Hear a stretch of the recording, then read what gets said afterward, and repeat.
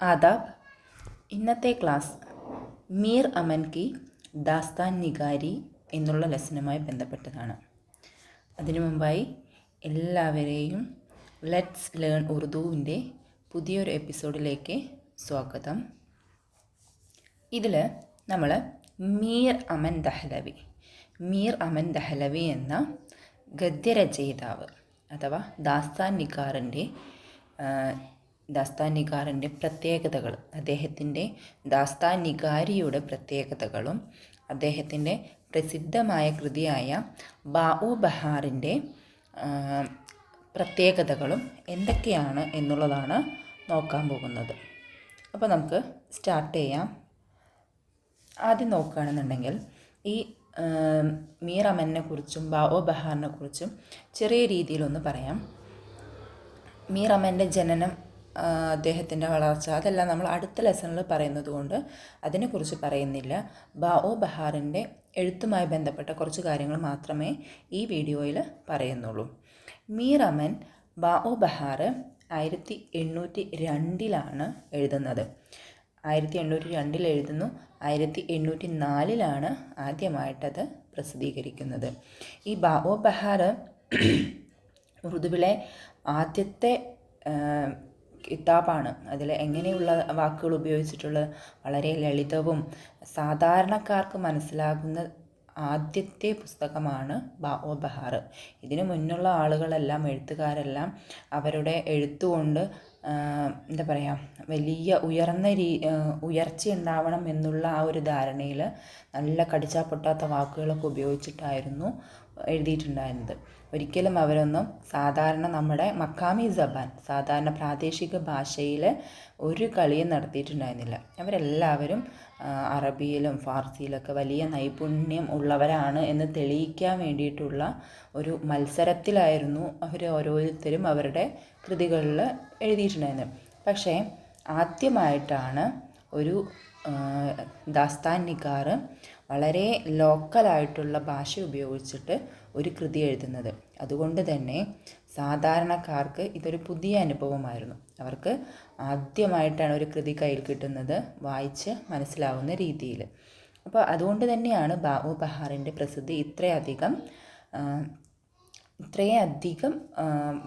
ഈ ആം ഫഹം, ഈ ആളുകളുടെ ഇടയിലേക്ക്, സാധാരണ ജനങ്ങളുടെ ഇടയിലേക്ക് എത്തിയത്.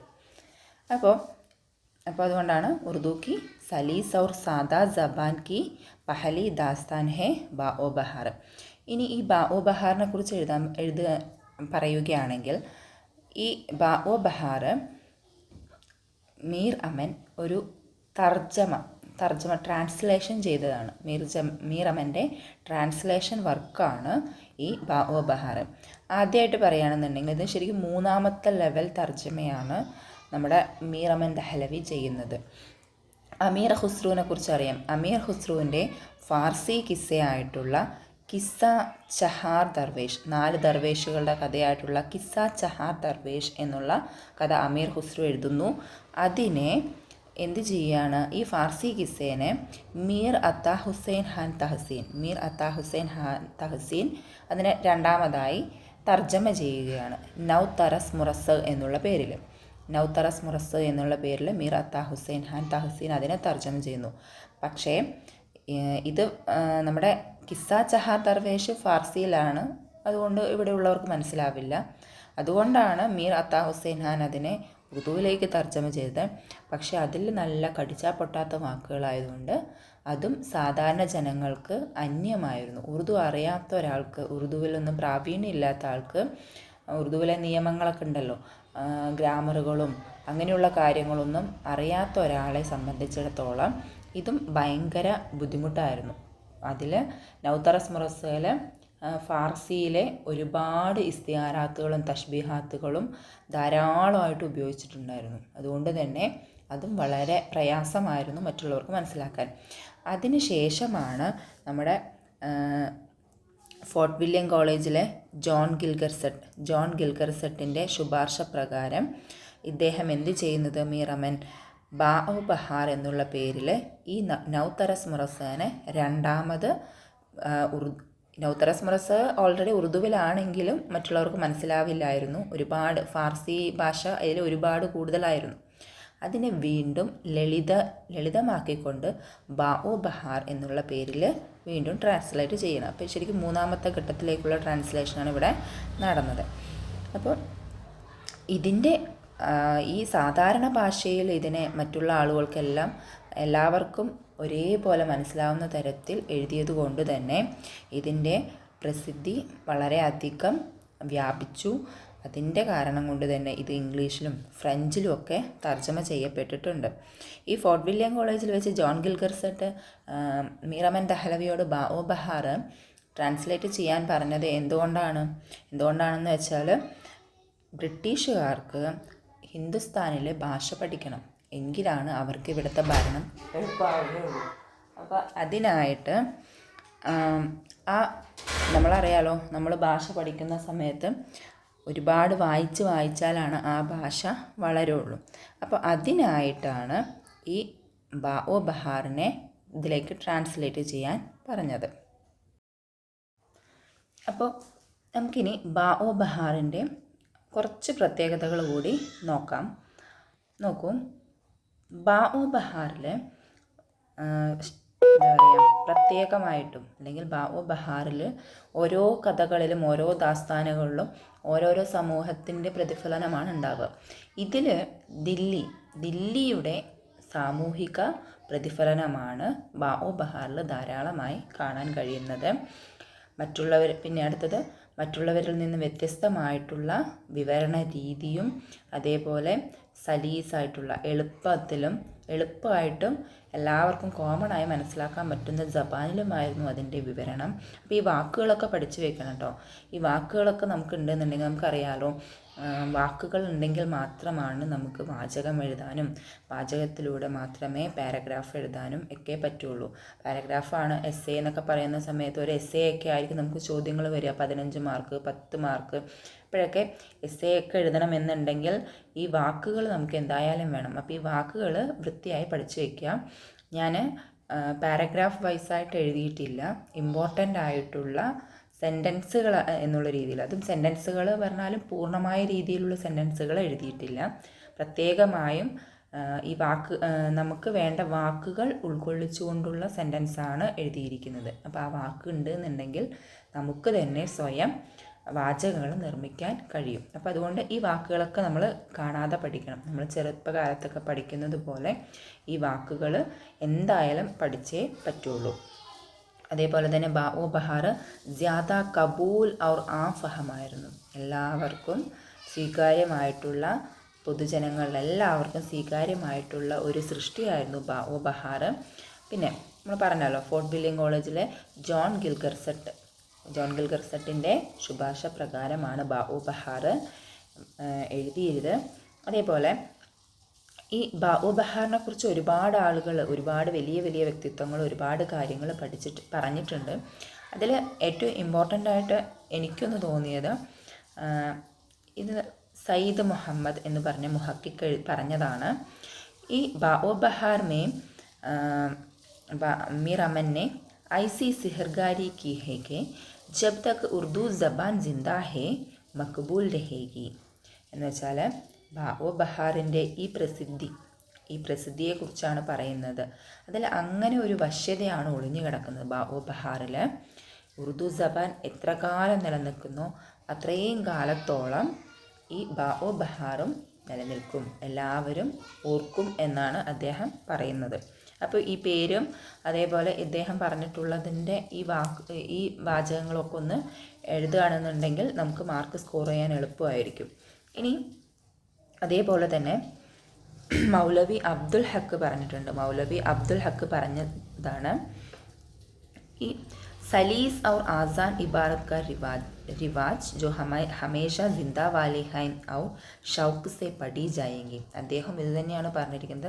എല്ലാ കാലത്തും നിലനിൽക്കും, എല്ലാ കാലത്തും എന്തു ചെയ്യും, ആളുകൾ വളരെയധികം താല്പര്യത്തോടെ വായിക്കുകയും ചെയ്യുന്ന ഒരു സൃഷ്ടിയാണ് ബാഒ ബഹാർ എന്നാണ് മൗലവി അബ്ദുൽ ഹക്കും പറഞ്ഞിരിക്കുന്നത്. ഏതായാലും ഈ ബാഒ ബഹാർ उर्दू नसर की संग मेल की हैसियत में आज भी കാബിൽ സിക്രെ ഹൈ അല്ലേ. ഇന്നും ഉറുദു നസറിൻ്റെ സംഗ് മൈൽ സ്റ്റോൺ എന്നുള്ള പദവിയിൽ നമ്മുടെ ബാഓ ബഹാർ ഇന്നും പ്രസിദ്ധമാണ്. ഈ പുസ്തകത്തിലൂടെ ഒരു പുതിയ രീതിയും പുതിയ വെളിച്ചവും ലഭിക്കുകയാണ് ഉറുദു ഭാഷയ്ക്കും. അതേപോലെ തന്നെ മറ്റുള്ള എഴുതുന്ന ആളുകൾക്കും ഇങ്ങനെയും എഴുതാം. കടിച്ച പൊട്ടാത്ത വാക്കുകൾ മാത്രമല്ല, നമ്മുടെ പ്രാദേശിക ഭാഷകളിലും ഇത്രയും മനോഹരമായിട്ടുള്ള സൃഷ്ടികൾ ഉണ്ടാക്കിയെടുക്കാം എന്നുള്ളതിനുള്ള ഉത്തമ തെളിവാണ് ബാഓ ബഹാർ. ഇനി നോക്കൂ, മീർ അമൻ കി ദാസ്താൻ നിഗാരി കി ഹുസൂസിയത്ത്. അപ്പോൾ ബാഓ ബഹാർ സംഗ് മെയിലാണ്. ഉറുദു ഭാഷ നിലനിൽക്കുന്നിടത്തോളം എല്ലാവരും അതിനെ ഓർക്കുന്നു. അങ്ങനെയൊക്കെ കുറേ കാര്യങ്ങൾ പറയണമെന്നുണ്ടെങ്കിൽ ആ ബാഓ ബഹാറിൽ അത്രത്തോളം പ്രത്യേകതകൾ ഉണ്ടാവുമല്ലോ. അപ്പോൾ ആ എഴുതിയ മീർ അമൻ്റെ ദാസ്താൻ നിഗാരിയുടെ പ്രത്യേകതകൾ എന്തൊക്കെയാണ്, ആ എന്തെല്ലാം പ്രത്യേകതകളാണ് ഈ ബാഓ ബഹാറിനെ ഇത്രയധികം പ്രശസ്തിയിലേക്ക് എത്തിച്ചത് എന്നുള്ളതാണ് നമ്മൾ നോക്കുന്നത്. ഒന്നാമത് മീർ അമൻ്റെ അസ്ലൂബാണ്. മീർ അമൻ ക അസ്ലൂബാണ് ഒന്നാമത്തെ കാര്യം. എന്ന് വെച്ചാൽ മീർ അമൻ്റെ എഴുത്തിൻ്റെ ശൈലി. മീർ അമൻ്റെ എഴുത്തിൻ്റെ ശൈലി വളരെ മുൻഫരിദാണെന്ന് പറഞ്ഞു അല്ലേ. എല്ലാവരിൽ നിന്നും തികച്ചും വ്യത്യസ്തമാണ്. അപ്പോൾ ഈ ഒരു ശൈലിയുടെ ആ വശ്യത കാരണം കൊണ്ട് തന്നെ ഇത് ഇംഗ്ലീഷിലേക്ക് ട്രാൻസ്ലേറ്റ് ചെയ്തിട്ടുണ്ട്. അതേപോലെ തന്നെ മഷ്ഹൂർ മുഹക്കിക്കുകാർ റിസാം ദദാസി അദ്ദേഹം എന്ത് ചെയ്തിട്ടുണ്ട്, ഫ്രാൻസിലേക്കും ഇതിനെ ഫ്രാൻസിൻ്റെ ഭാഷ എന്ന് പറയുക ഫ്രാൻസിലേക്കും എന്ത് ചെയ്തിട്ടുണ്ട്, ഇതിനെ തർജ്ജമ ചെയ്തിട്ടുണ്ട്. ഫ്രാൻസ് എന്ന് പറഞ്ഞാൽ ഫ്രഞ്ച് ഭാഷ കേട്ടോ.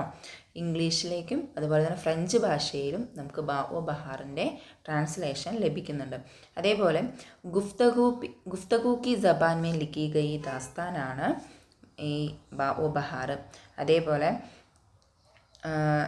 ഇതിനിടയിൽ ഈ ഒരു പോയിന്റ് വന്നത് ഹിന്ദുസ്ഥാനി ശോഭമേ 3rd ദർജയ്ക്ക് മുലാസിമായിരുന്നു ആര്, നമ്മുടെ ബാഓ ബഹാർ. എന്ന് വെച്ചാൽ ഹിന്ദുസ്ഥാനി ഡിപ്പാർട്ട്മെൻറ്റിൽ ഹിന്ദുസ്ഥാൻ ഭാഷയുടെ ഡിപ്പാർട്ട്മെൻറ്റിൽ 3rd ദർജ എന്ന് വെച്ചാൽ 3rd ഗ്രേഡിലുള്ള ഒരു എഴുത്തുകാരനായിരുന്നു നമ്മുടെ മീർ അമൻ. പക്ഷേ ഇദ്ദേഹത്തിൻ്റെ ഇത്രയും മനോഹരമായ ഈ ഒരു സൃഷ്ടി വളരെ ദിൽക്കശും ദിൽനഷീനും ഒക്കെ ആയിട്ടുള്ള ആ ഒരു അന്താസെ ബയാനിൽ എഴുതിയിട്ടുള്ള ബാഓ ബഹാർ കാരണം അദ്ദേഹത്തിന് 500 രൂപ ഇനാം ലഭിച്ചു. എന്നുവെച്ചാൽ അത്രയും നല്ല ഒരു വർക്കായിരുന്നു അത്. ഇതിൽ അദ്ദേഹം ദില്ലിക്ക് ഉറുദുയെ മുഅല്ല ഉൻകി ജബാൻ തീ എന്ന് വെച്ചാൽ ഈ ബാഓ ബഹാറിൽ ഉറുദുയെ മുഅല്ല, ദില്ലിയുടെ ഉറുദുയെ മുഅല്ല ആ ഭാഷയാണ് ബാഓ ബഹാറിൽ ഉപയോഗിച്ചിട്ടുള്ളത്. അതേപോലെ തന്നെ നമ്മൾ പറഞ്ഞിട്ടുണ്ടായിരുന്നു ഇതിന് മുന്നത്തെ വീഡിയോയിൽ 4 ദർവേഷുകളുടെയും ആസാദ് ബുഹത്തിൻ്റെയും അതേപോലെ തന്നെ ഹോജ സിഖ് പരസ്തും ഇവരൊക്കെയാണ് ഇതിലെ പ്രധാനപ്പെട്ട കിർദാറുകൾ. പിന്നെ ഒരു പ്രത്യേകത എന്ന് പറഞ്ഞാൽ അദ്ദേഹത്തിൻ്റെ ശൈലിയിൽ വരുന്ന പ്രത്യേകതയാണ് കേട്ടോ. കവായിദ് സെ ഇൻഹിറാഫ് കിയാ ഹെ. കവായിദുകൾ നിയമങ്ങളൊക്കെ ഉണ്ടാവും അല്ലേ. നമ്മൾ പുല്ലിംഗം ഉപയോഗിക്കുമ്പോൾ അതേപോലെ ബഹുവചനം ഉപയോഗിക്കുന്ന സമയത്ത് അങ്ങനെയുള്ള കാര്യങ്ങളിലൊക്കെ വളരെയധികം തന്നെ എന്ത് ചെയ്തിട്ടുണ്ട്, അദ്ദേഹം അതൊന്നും ശ്രദ്ധിച്ചിട്ടില്ല. കാരണം അതിൽ നിന്നൊക്കെ വ്യത്യസ്തമാക്കിയിട്ടാണ് അദ്ദേഹം എഴുതിയിരിക്കുന്നത്. ഈ ഫാർസി കിസ്സയായിരുന്നു ബാഓ ബഹാർ. അപ്പോൾ അതിൽ ഈ കവായിദുകളും നിയമങ്ങളും ഗ്രാമറുകളും ഒക്കെ വളരെയധികം ശ്രദ്ധിച്ചിട്ടായിരുന്നു എഴുതിയിട്ടുണ്ടായിരുന്നത്. പക്ഷേ ബാഓ ബഹാറിലെത്തിയപ്പോൾ അദ്ദേഹം അത് മറ്റുള്ളവർക്ക് മനസ്സിലാവാനുള്ള രീതിയിലേക്ക് ഈ ഗ്രാമറുകളുടെ റൂൾസൊക്കെ പൊളിച്ചെഴുതിയിട്ടാണ് എഴുതിയിരിക്കുന്നത്. അതേപോലെ തന്നെ അടുത്തൊരു പ്രത്യേകത എന്ന് പറഞ്ഞാൽ സാദാ ഭാഷയായിരുന്നു, അതുപോലെ സലീസായിരുന്നു, എളുപ്പമായിരുന്നു. റോസ്മുറകളും മുഹാവറകളും, റോസ്മുറയും മുഹാവറയും പറഞ്ഞിട്ടുണ്ട്. റോസ്മുറയും മുഹാവറ എന്ന് പറഞ്ഞാൽ നമ്മളുടെ നാടൻ ഭാഷാ പ്രയോഗങ്ങൾ അതെല്ലാം എന്ത് ചെയ്യുന്നുണ്ട്, ബോൽചാൽ കി ജബാൻ മേ ഇസ്തേമാൽ കിയാ ഹെ. നമ്മളുടെ സാധാരണ സംസാരിക്കുന്ന ഭാഷയിലാണ് അദ്ദേഹം ഈ ബാഓ ബഹാറിൽ ഉപയോഗിച്ചിട്ടുള്ളത്. അപ്പോൾ നമ്മൾ ബ്രിട്ടീഷുകാർക്ക് മക്കാമി ജബാനും ബയാനും ഇവിടുത്തെ സംസ്കാരവും ഒക്കെ വളരെ എളുപ്പത്തിൽ മനസ്സിലാക്കുക എന്നുള്ളതായിരുന്നു ഈ കൃതിയുടെ രചയിതാവിൻ്റെ ലക്ഷ്യം, അല്ലെങ്കിൽ അതായിരുന്നു അദ്ദേഹത്തിന് കൊടുത്തിട്ടുണ്ടായിരുന്ന വർക്ക്. ജോൺ ഗിൽഗർ ബാവോ ബഹാർ എഴുതുന്ന സമയത്ത് മീർ അമനോട് ആവശ്യപ്പെട്ടത് ഇത് തന്നെയാണ്. ഇവിടുത്തെ സംസ്കാരവും ഇവിടുത്തെ രീതികളുമെല്ലാം ഇംഗ്ലീഷുകാർക്ക് വളരെയധികം എളുപ്പത്തിൽ മനസ്സിലാക്കാനുള്ള ഒരു പുസ്തകം. അപ്പോൾ ആ ഒരു രീതിയിൽ തന്നെയാണ് അദ്ദേഹം എഴുതിയത്. അപ്പോൾ അതുകൊണ്ട് ഈ ബാവോ ബഹാർ വളരെ വ്യത്യസ്തമായ മറ്റുള്ള കൃതികളിൽ നിന്നൊക്കെ വ്യത്യസ്തമായ രീതിയിലായിരുന്നു അദ്ദേഹം രചിച്ചിട്ടുണ്ടായിരുന്നത്. അപ്പോൾ ഒന്നാമത്തെ പോയിന്റ് മീർ അമൻ കാ അസ്ലൂബ് എന്നുള്ളത് അദ്ദേഹത്തിൻ്റെ ശൈലിയെക്കുറിച്ചുമായി ബന്ധപ്പെട്ടുള്ളതായിരുന്നു. അപ്പോൾ അത് കഴിഞ്ഞു. അടുത്തത് മീർ അമാൻ്റെ ജബാനായിരുന്നു. മീർ അമൻ്റെ ജബാൻ്റെ പ്രത്യേകത എന്ന് പറഞ്ഞാൽ മീർ അമൻ കി ജബാൻ വളരെ സാദാ ഔർ ദിൽക്കഷ് ആയിരുന്നു. മീർ അമൻ്റെ ജബാന് സാദാ ഔർ ദിൽക്കഷ് അസ്ലൂബെ ബയാനായിരുന്നു. വളരെ ലളിതമായതും അതുപോലെ അത്ര കട്ടിയൊന്നുമല്ലാത്ത, എല്ലാവർക്കും മനസ്സിലാക്കുന്ന, അതേപോലെ തന്നെ മറ്റുള്ളവരുടെ മനം കവരുന്ന നല്ല ഒരു വിവരണത്തിലായിരുന്നു അദ്ദേഹത്തിൻ്റെ ഭാഷ ഉപയോഗിച്ചിട്ടുണ്ടായിരുന്നത്. ഇനി ഇതിൽ ഒരുപാട് പോയിൻറ്റ്സ് എഴുതിയിട്ടുണ്ട്. ഇതൊക്കെ ഒന്ന് വായിച്ച് നോക്കിയിട്ട് ഇതിലെ ഈ സലാസത്ത്, ഫസാഹത്ത് ഇങ്ങനെയുള്ള വാക്കുകൾ, അതുപോലെ തന്നെ ഉറുദു ജബാൻ കി സഫായി, അസ്ലൂബി കി സാദഗി ഇങ്ങനെയുള്ള വാക്കുകളൊക്കെ നമ്മൾ പഠിക്കുകയാണെന്നുണ്ടെങ്കിൽ നമുക്ക് പാരഗ്രാഫ് നിർമ്മിക്കുന്ന സമയത്ത് വളരെ എളുപ്പമായിരിക്കും. ഇനി അദ്ദേഹത്തിൻ്റെ ഭാഷയെക്കുറിച്ചിട്ട് സർ സയ്യിദ് അഹമ്മദ് ഖാൻ പറഞ്ഞതാണ്, ഹക്കീക്കത്ത് may നസം ലിഖ്തേ Haim ജൈസാ K Kamal Mir കോ ഹൈ, നസർ ലിഖ്തേ മേ വൈസാഹി കമാൽ മീർ അമൻ കോ ഹൈ. ഇത്രേ പറഞ്ഞിട്ടുള്ളൂ. എന്താ പറഞ്ഞത്? മീർ അമൻ ഗസൽ എഴുതുന്ന സമയത്തുള്ള അദ്ദേഹത്തിൻ്റെ കഴിവ്, അല്ലെങ്കിൽ നെസം എഴുതുന്ന സമയത്ത് മീർ അമൻ അല്ല, മീർ തക്കി മീർ എത്രത്തോളം കഴിവാണ് ഉള്ളത്, അതിൽ ഗസലൊക്കെ എഴുതുന്നതിൽ മീർ തക്കി മീറിൻ്റെ എത്രത്തോളം കഴിവുണ്ടോ അത്രത്തോളം കഴിവ് തന്നെ നമ്മുടെ മീർ അമന് നെസർ എഴുതുന്നതിലും ഉണ്ട്. അപ്പോൾ ആ ഒരു കഴിവ് കൊണ്ട് തന്നെ എന്നുവെച്ചാൽ മീർ തക്കി മീറിൻ്റെ അത്രയും കഴിവെന്ന് പറഞ്ഞാൽ മീർ തക്കി മീർ വളരെ പ്രശസ്തി ആർജിച്ചിട്ടുള്ള ഒരു കവിയാണെന്ന് നമുക്കറിയാം. അപ്പോൾ അത്രയും തന്നെ മഹത്വം നമ്മുടെ മീർ അമനും ഉണ്ട്. അദ്ദേഹത്തിൻ്റെ ഭാഷയുടെ പ്രത്യേകത എന്താണെന്ന് വെച്ചാൽ പഠിനെ വാലേക്ക് ജഹൻ ബർക്കസി ബോജ്ന പൈദാ കർത്തെ, പഠിനെ വാലേക്ക് ജഹൻ പർ കിസി ബോജ്ന പൈദാ കർത്തെ ഹെ, വായിക്കുന്നവർക്ക്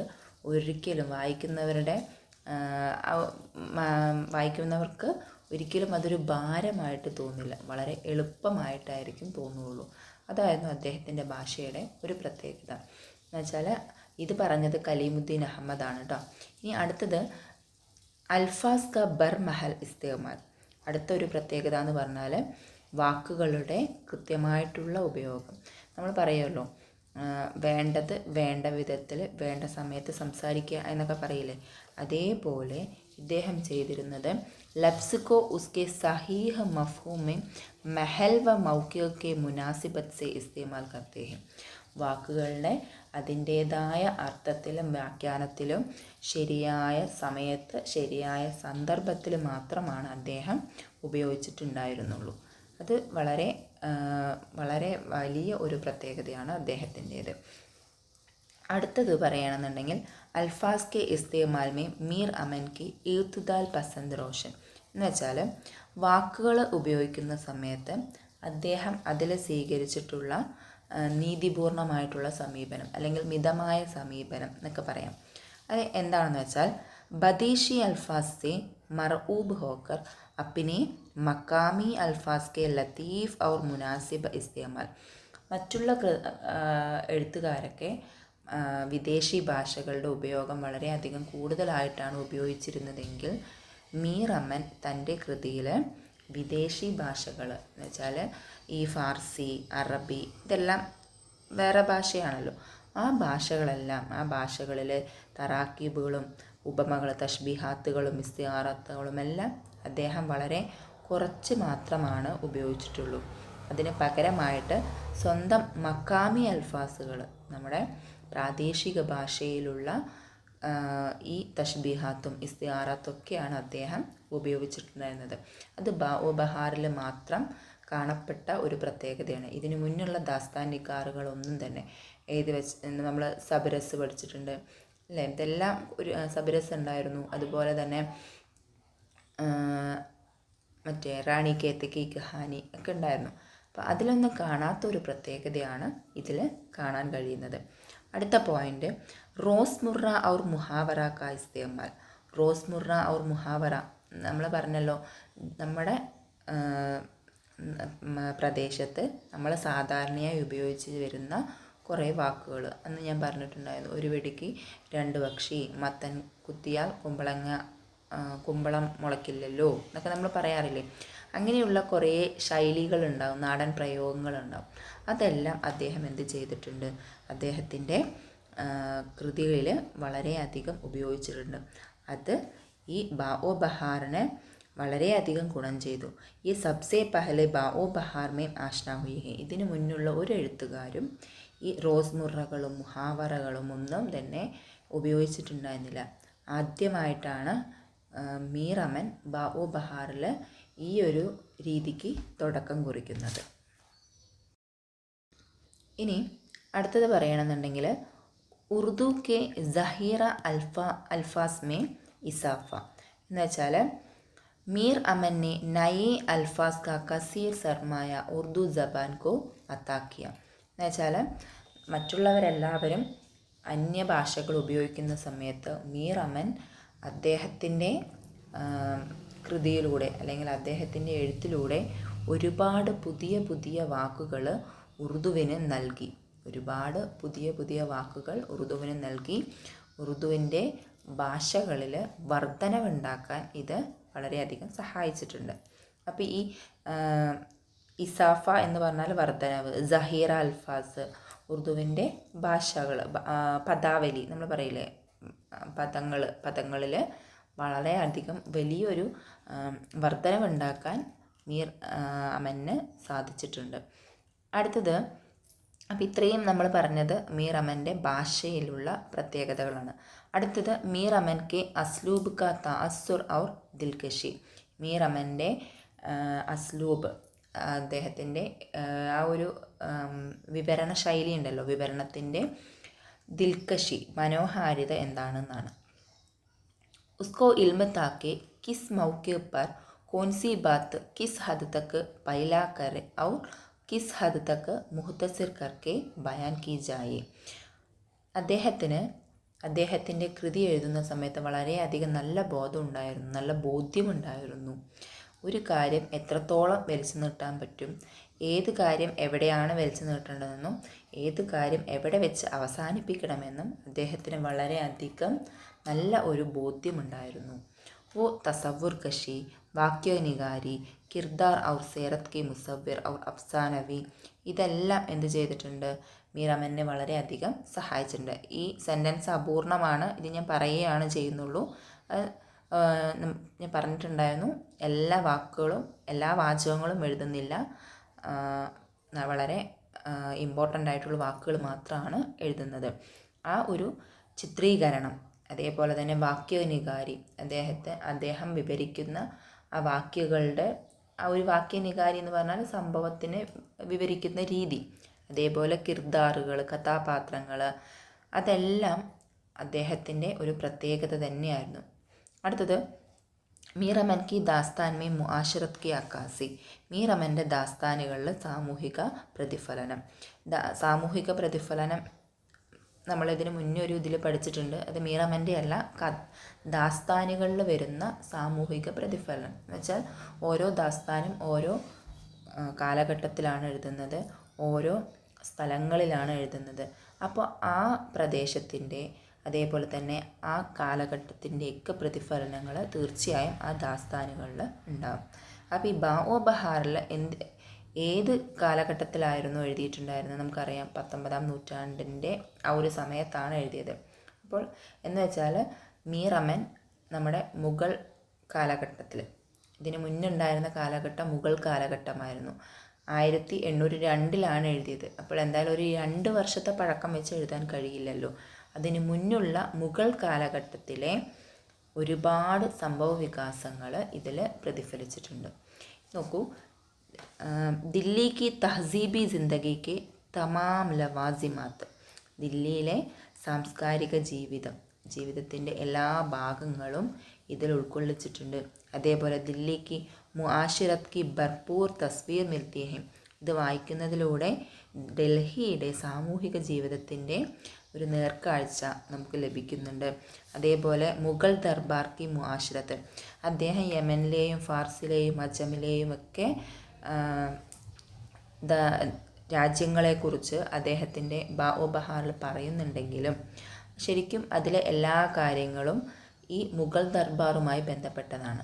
അതേപോലെ തന്നെ ജസിയാത്ത് കി മദദ് സെ അപ്നി തസ്വീറോ മേ ജിന്ദഗി കി രംഗ് ഭർത്തെ ഹെ, അദ്ദേഹത്തിൻ്റെ ജസിയാത്തി നികാരിയിലൂടെ ഓരോ ചിത്രങ്ങൾക്കും എന്ന് വെച്ചാൽ അതിലെ ഓരോ കഥാപാത്രങ്ങൾക്കും അദ്ദേഹം എന്ത് ചെയ്യുന്നുണ്ട്, ജീവൻ നൽകുന്നുണ്ട്. അതേപോലെ തന്നെ തഹസീബി और താരിഖി നുക്ത നസർ സെ ബഡി അഹം ഹെ, അതേപോലെ ഈ ബഹാർ സാംസ്കാരികവുമായിട്ടും അതേപോലെ തന്നെ ചരിത്രപരമായിട്ടും നോക്കുകയാണെന്നുണ്ടെങ്കിൽ വളരെയധികം പ്രധാനപ്പെട്ട ഒന്നാണ്. അതേപോലെ ये अपने ज़माने की इज्तिमाई ज़िंदगी की एक मुकम्मल दस्तावेज़ है, അദ്ദേഹത്തിൻ്റെ ആ കൃതി ആ സമയത്തുള്ള ആ കാലഘട്ടത്തിലെ ഇജ്തിമാഇ ജിന്ദഗി എന്ന് വെച്ചാൽ സാമൂഹിക ജീവിതത്തിൻ്റെ ഒരു മുക്കമ്മൽ ദസ്താവേസാണ്. എന്ന് വെച്ചാൽ പൂർണ്ണമായിട്ടുള്ള ഒരു നേർരേഖയാണ്.